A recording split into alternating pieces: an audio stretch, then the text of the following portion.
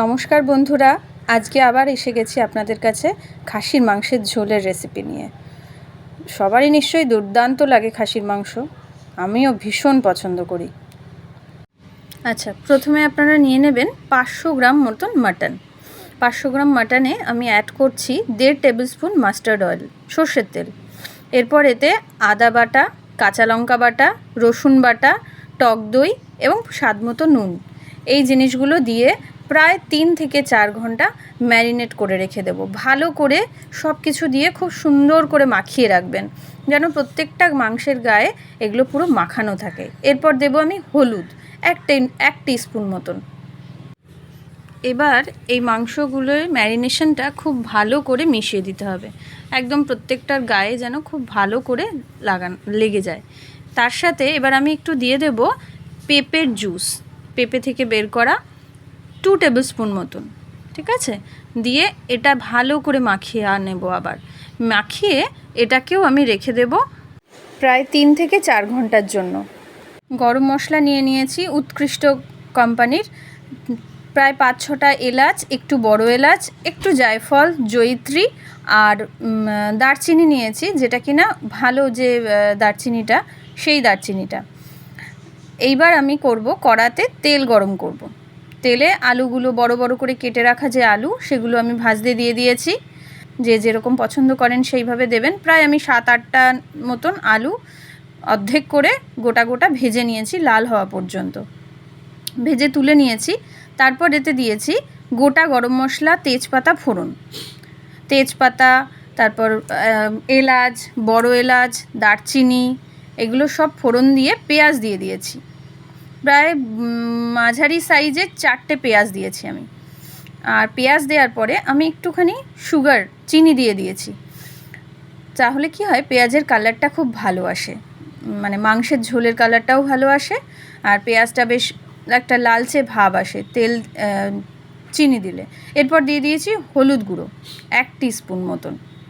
প্রথমে আমি দিয়েছিলাম হলুদ, তারপরে 1 টিস্পুন মতন শুকনো লঙ্কা গুঁড়ো দিয়েছি, আর ধনের গুঁড়ো দিয়েছি 1.5 চামচ মতন। দিয়ে মশলাটাকে কষাতে থেকেছি। মশলাটা ভালো করে কষে গেলে তারপর আমি 4টে লাল শুকনো লঙ্কা আর জিরে, প্রায় 2 টেবিল স্পুন মতন জিরে বেটে রেখেছিলাম, শিলে বেটে রেখেছি। শিলে বাটা দিয়ে খাসির মাংস, শিলে বাটার মশলা দিয়ে খাসির মাংস করলে দারুণ হয় খেতে। তো এবার সেগুলোকে খুব ভালো করে মশলাটা খুব সুন্দর করে কষে নিয়েছি, যতক্ষণ না তেল ছাড়ছে। এবার যখন তেল ছাড়বে তখন একবারে নয়, একটু একটু করে আমি জল অ্যাড করব, 3-4 বারে। একবারে জল দিয়ে দেবো না, দিয়ে আবার কষতে থাকবো, ভালো করে নাড়তে থাকবো যতক্ষণ তেলটা বেরোচ্ছে। আবার সামান্য দিলাম, একটু কষলাম। এইভাবে প্রায় 3-4 বার আপনারা জল দিয়ে পেঁয়াজটা এবং মশলাটা ভালো করে কষতে দেবেন। তারপর যে ম্যারিনেট করা মাংসটা ছিল এর মধ্যে দিয়ে দেবেন। দিয়েও পুরো মাংসটা দেওয়ার পরেও আবার কষতে থাকবেন, যতক্ষণ না ভালো করে মাংসটা কষা হচ্ছে। মাংসটা যেন ভালো করে, খাসির মাংস যেন ভালো করে কষা হয়, তেল ছাড়বে। এবং আঁচটা হাই টু মিডিয়াম রাখবেন, পুরো হাইও না, একদম লো নয়, ম্যাক্সিমামটা হাই রাখবেন। যতক্ষণ দেখুন তেল বেরিয়ে আসছে তখন আমি নুন অ্যাড করছি, যেরকম আমার স্বাদ মতন। আপনাদের যেরকম স্বাদ পছন্দ করেন সেরকম নুন অ্যাড করবেন, একটু চিনিও অ্যাড করবেন। যে কোনো রান্নায় একটু চিনি দিলে ভালো লাগে, নুন চিনির ব্যালেন্সটা ভালো হয়।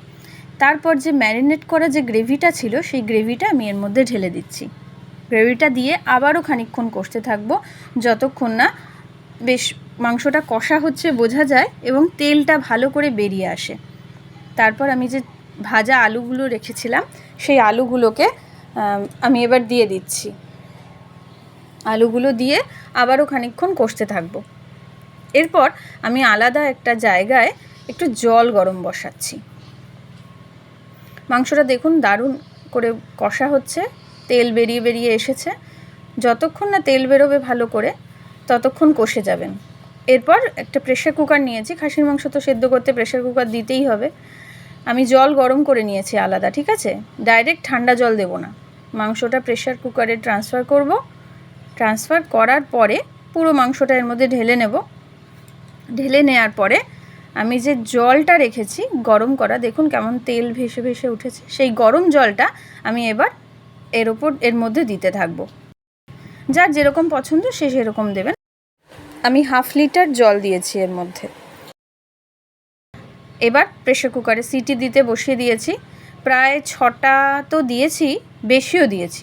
6টা সিটি দেওয়ার পরে যখন নামিয়েছি তখন প্রেসার কুকারেই মাংসটা থাকার পরে আমি যে গরম মশলাটা বেটে রেখেছিলাম, গোটা গরম মশলা, এবার সেটা অ্যাড করেছি। অ্যাড করে ভালো করে একটুখানি নাড়িয়ে নিয়েছি। এইবারে তাহলে একবারে রেডি খাসির মাংসের ঝোল। এবার ঝুরঝুরে ভাত নিয়ে বসে পড়ুন। আবার দেখা হবে আবার একটা নতুন ভিডিও নিয়ে। ততক্ষণ টাটা, বাই বাই, ভালো থাকবেন, সুস্থ থাকবেন।